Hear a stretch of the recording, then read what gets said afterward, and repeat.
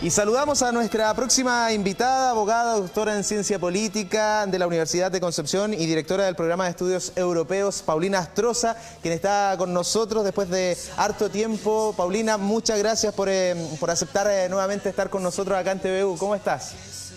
Bien, gracias. En mi casa TVU, así que nada de gracias.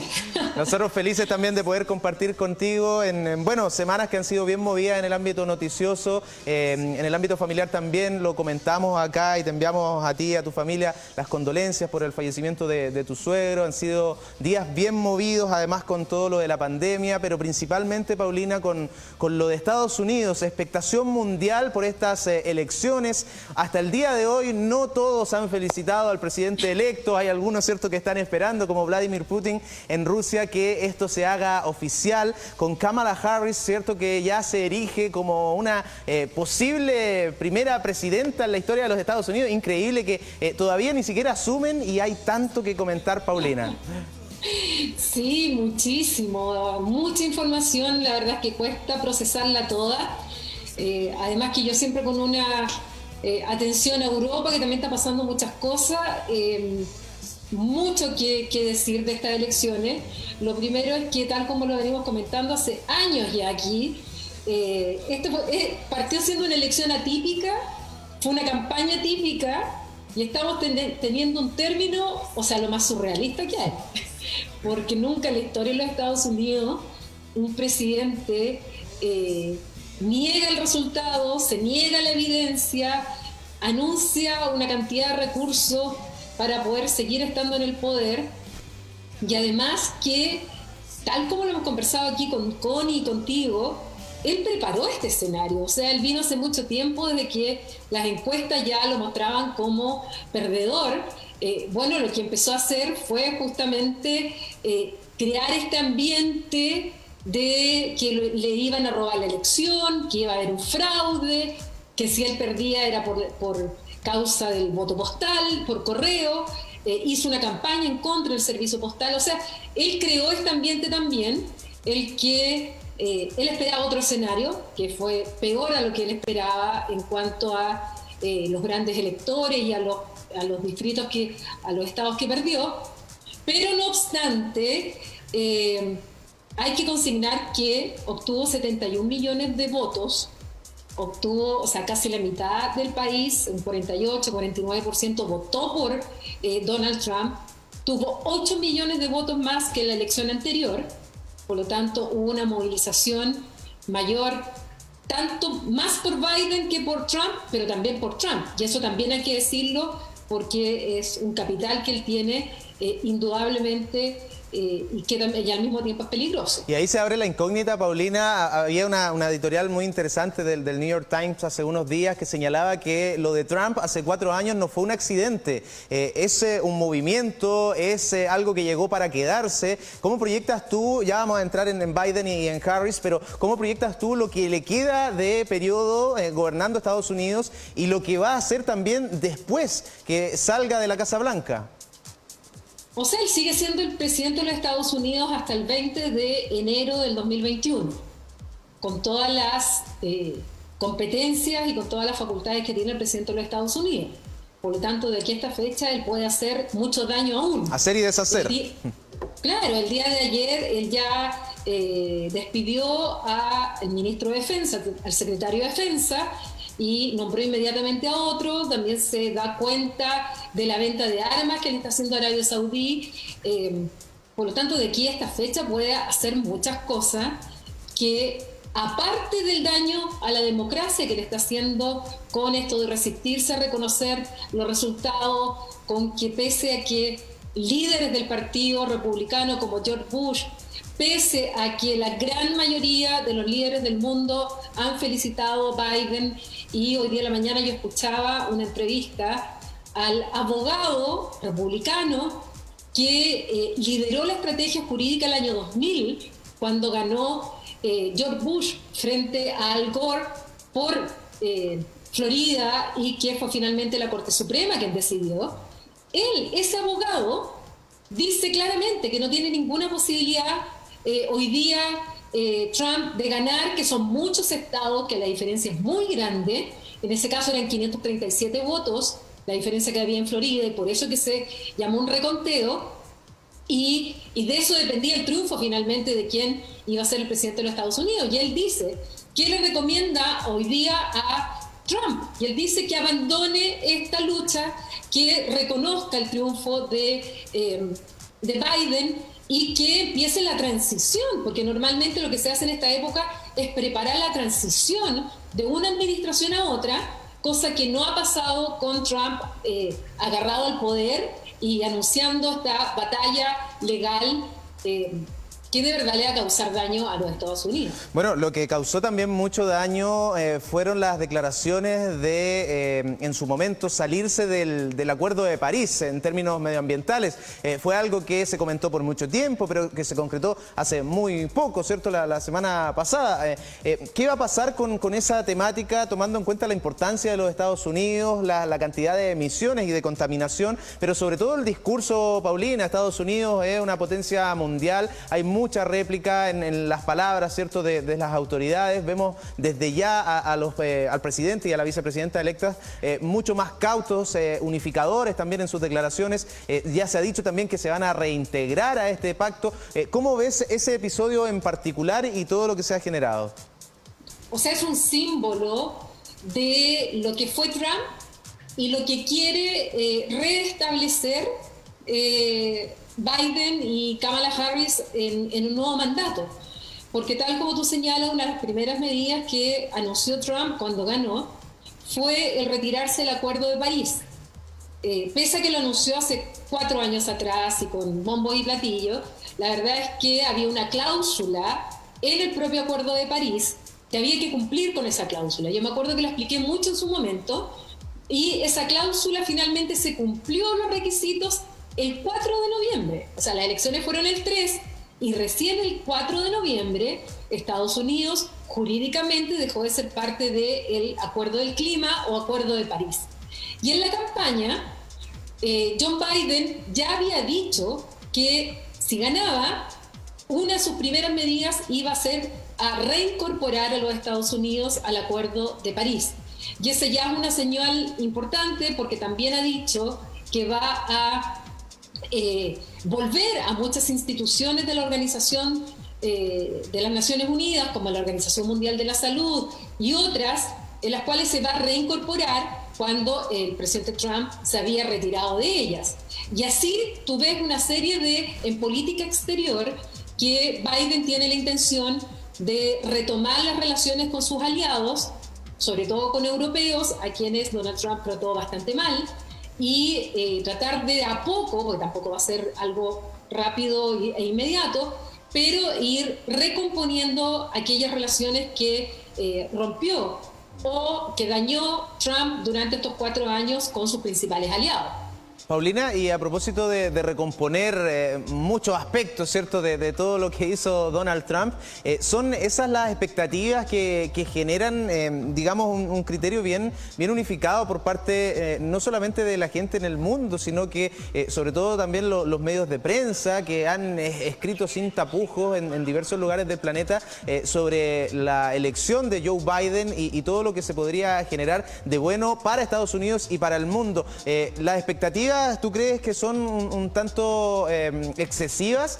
¿Cómo ves todo lo que se plantea de cara, ¿cierto?, a este nuevo periodo, a este nuevo presidente que, bueno, va a ser el de más edad al momento que llegue a la Casa Blanca, 78 años, ¿cierto?, cuando empiece su mandato?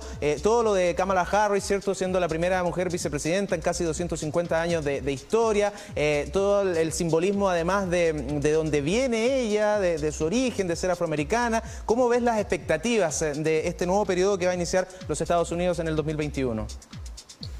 Yo creo que, a ver, en el caso de cuando ganó Obama, las expectativas que hubo respecto a Obama fueron muy grandes, y pese a todo lo que hizo Obama, bueno y malo, finalmente hubo mucha desilusión porque no cumplió con todas esas expectativas. En el caso de Biden ahora, casi se pide que solo restaure lo dañado por Trump. O sea, es como un mínimo que se pide a Biden, partiendo por tratar de cambiar el discurso interno, que ya lo ha hecho, en el cual él llama a la calma, llama a la unidad, dice que es el presidente de todos los estadounidenses, o sea, un discurso totalmente distinto al de Trump, que sigue tratando de polarizar y radicalizar a la sociedad estadounidense, que tiene unas fisuras, unos clivajes muy, muy grandes. Pero al mismo tiempo hay que ser cautos porque en el sistema de los Estados Unidos, que es distinto al nuestro, el Congreso tiene mucha fuerza frente al poder del Ejecutivo. No es como en Chile, que nosotros tenemos un Ejecutivo reforzado, es decir, el presidente de la República, en nuestro caso, tiene más poder de la que tiene el Congreso. En el caso de los Estados Unidos está bastante balanceado, se llama el check and balance.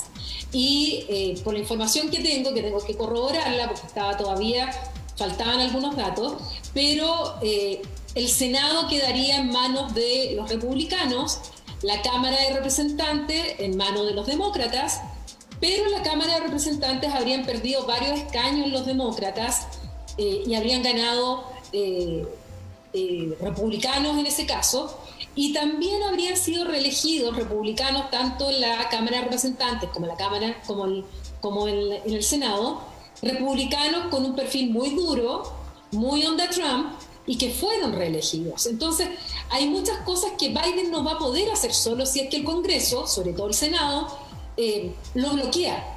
Hay cosas que las va a poder hacer por decreto, sin pasar por el Congreso y especialmente el Senado. Pero hay otras medidas que necesariamente va a tener que pasar por el Senado y va a tener ahí una resistencia por parte de los republicanos que va a ser importante, y eso tal vez las expectativas que uno tiene de que va a lograr muchas cosas, sobre todo en el ámbito internacional, se van a ver no cumplidas o no tan rápidamente cumplidas por este juego político interno de los Estados Unidos, en el cual el escenario, si bien Biden gana, tiene casi a la mitad de la población también que votó por Trump. Entonces, son 75 millones de votos para Biden y 71 millones de votos para Donald Trump, que claro, no deja de ser. Ahí hay otro récord también, el presidente, ¿cierto?, con más voto popular en la historia. Nunca había movilizado a tanta gente una persona, pero también está la incógnita ahí, Paulina, de que si la movilizó Biden, Harris y todo lo que ellos, ¿cierto?, lideran, o la movilizó también el voto contra Trump. Pero ya más que hablar de Trump, me gustaría que comentemos sobre todo de ella, Paulina. Mira, tenemos una nota del diario El Mundo en España, en donde dice que también evidentemente hubo festejo en el pueblo de origen de la familia de Kamala Harris en India, un motivo de orgullo para todas las mujeres. Bueno, ella tiene, su madre tengo entendido que era de India y su padre de Jamaica, esa es su ascendencia, y sobre todo este tema, Paulina, un motivo de orgullo para todas las mujeres, la cantidad de gráficas, la cantidad de memes, de muchas cosas, pero lo que ha generado en torno al movimiento femenino ha sido notable. ¿Cómo ves tú también a ella como vicepresidenta? ¿Cuál es el rol ahí que va a jugar, cierto? Porque el presidente es Biden, ella es la vicepresidenta, es la segunda persona a cargo, pero ¿cuál va a ser también su margen de acción? ¿Cómo ves también esta figura que, como yo decía al principio, se erige ya como una posible candidata para las próximas elecciones? Yo creo que va a ser muy importante y más importante que otros vicepresidentes en periodos anteriores. Porque yo creo que muchos no sabían que John Biden fue durante 8 años el vicepresidente de Obama. Claro. Porque en el fondo se eclipsaba frente a la figura de Obama. Yo no sé si muchos saben que Mike Pence era el vicepresidente de Trump, de nuevo, porque se eclipsaba bajo la figura de Trump. ¿Y cuántos vicepresidentes podrán nombrar los propios estadounidenses que han existido anteriormente? Porque la figura presidencial obviamente tiene un aura mucho más fuerte que el vicepresidente. Y acá pasa lo contrario, ¿no? A priori, en este caso sí. Tú sientes que ella también lo eclipsa a él, porque es una mujer súper carismática, una mujer que ha roto varios récords, siendo la primera mujer en la historia, siendo la primera mujer afroamericana, no solamente ahora, sino en diversos puestos y la trayectoria que tiene. Sí, además que Biden ha dicho que él va a ser el presidente de la transición, y eso es muy importante, porque en Estados Unidos los presidentes pueden ser elegidos hasta por 2 periodos seguidos. Entonces, normalmente cuando los presidentes ganan el primer mandato, están pensando inmediatamente en el segundo mandato. En este caso, por la edad de Biden, él dice que va a ser el presidente de la transición, y ahí surge la figura de Kamala Harris, que es mucho más joven, tiene 55 años, con este perfil que tú ya señalas. Ella tiene mucha potencia, tiene mucho más carisma que Biden, es mucho mejor para el debate que Biden. De hecho, el debate fue mejor el de Pence con Kamala Harris que los que tuvieron Biden con Trump. Y además ella representa, incluso simbólicamente, más allá de lo que tú señalas de ser mujer, de descendiente afroamericana, hija de una india y de un jamaiquino, ella está casada con un hombre blanco judío, por lo tanto representa un símbolo de tolerancia y de apertura muchísimo mayor, pero también dentro del Partido Demócrata, ella está más hacia el centro derecha, está más cerca del lado de Biden, entonces también va a tener que entrar en el juego interno, porque los partidos políticos, tanto el Partido Conservador como el Partido Demócrata, al interior tienen sus propias luchas.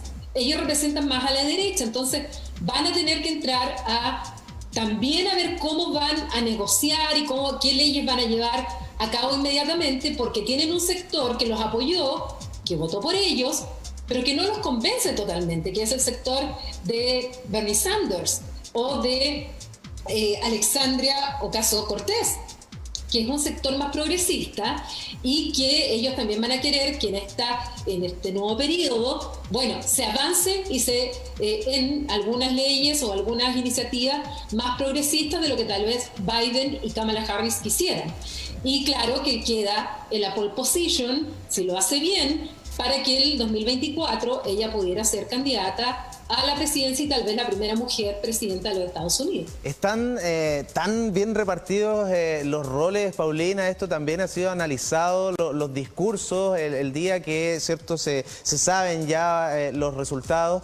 Cada uno le habló a distintos públicos, a distintas audiencias, ¿cierto? Biden le habla a un electorado evidentemente de más edad, quizás más técnico, qué sé yo, y ella apela también a otro tipo de reacciones por parte de la gente. Incluso se analizaba la misma ropa, pero no desde el sentido, digamos, trivial de lo que significa el closet de cualquier persona y en especial de una mujer, sino que lo que representa el simbolismo del traje blanco relacionado históricamente con el voto femenino y con esta estadística que da cuenta de que si las mujeres hubiesen votado, bueno, Biden, si hubiesen solamente votado las mujeres, me refiero, Biden hubiese arrasado, y si solamente hubiesen votado los hombres, Trump hubiese sido el que hubiese ganado la elección. Entonces, parece que en términos discursivos está todo muy planificado, está todo súper planeado y estructurado, Paulina.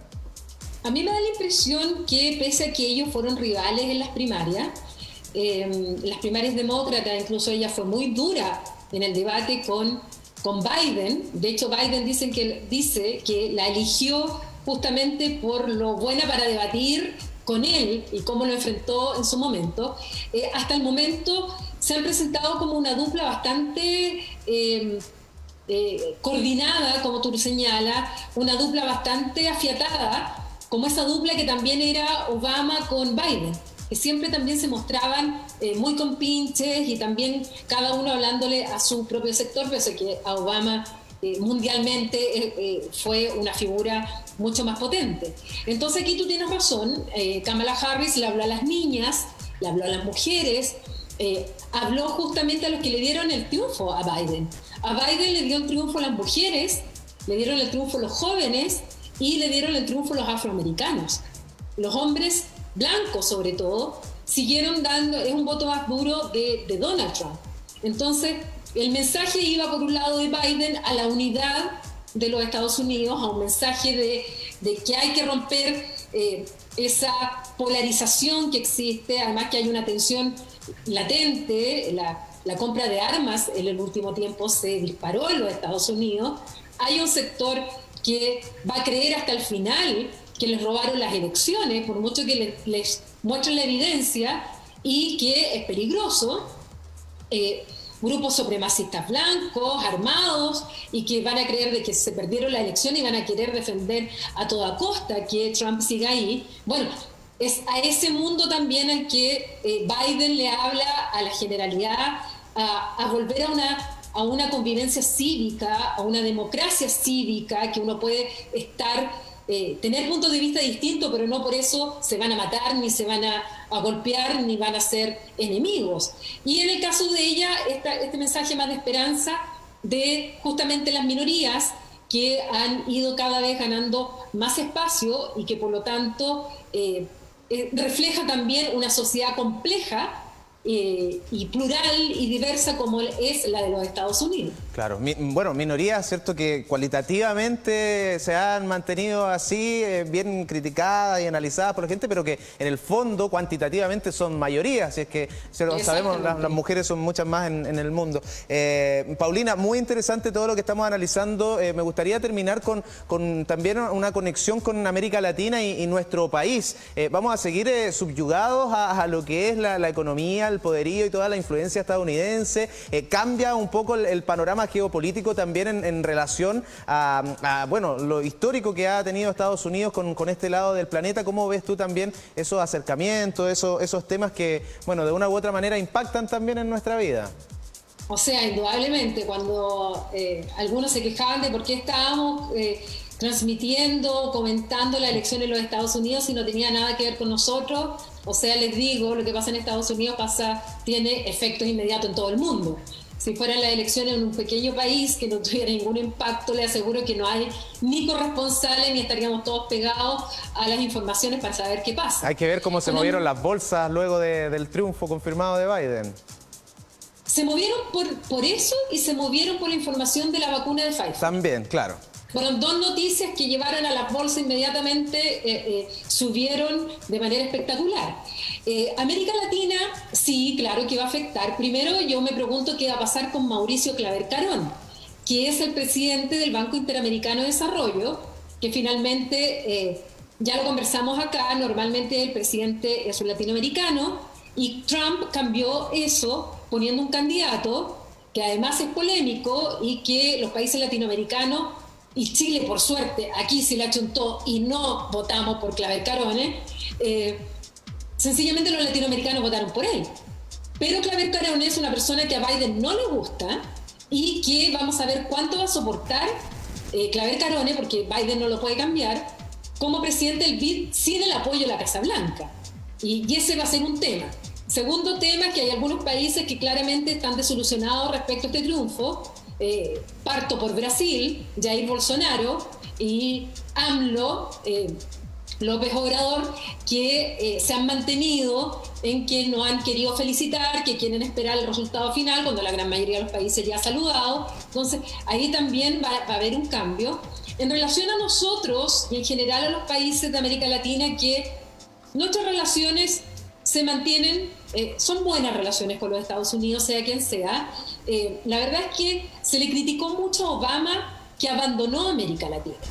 Esperamos que Biden, en el buen sentido de la palabra, no abandone América Latina. Esto no quiere decir que intervenga en América Latina, pero que sí apoye también los procesos democráticos, la recuperación económica, que nosotros va a ser un gran tema el 2021, la superación de la pobreza. Nosotros necesitamos el apoyo, sobre todo a través del Banco Interamericano de Desarrollo, y eso es una voluntad política de los Estados Unidos que esperamos vaya en el buen sentido. Entonces, sí va a tener impacto aquí, y algunos que le estaban copiando a Trump algunas políticas y algunas ideologías que están detrás, bueno, sencillamente tienen que darse cuenta que eso fue derrotado en los Estados Unidos y que también hay que cambiar esa forma de hacer política, porque hay una nueva, no una nueva, sino que una buena forma de hacer política que no era precisamente lo que representaba el presidente Trump.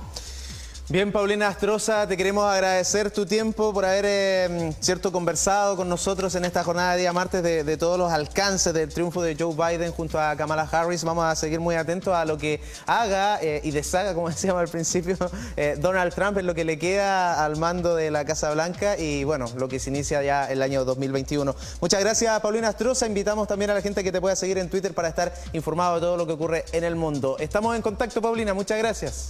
Estamos en contacto, que estén muy bien. Chao, chao. Chao. Ahí estaba la abogada, doctora en ciencia política, además directora del programa de estudios europeos de la Universidad de Concepción, Paulina Astroza, comentando los Estados Unidos, que queda alojado en tvu.cl para que lo puedan volver a revisar. tvu.cl es nuestro sitio web.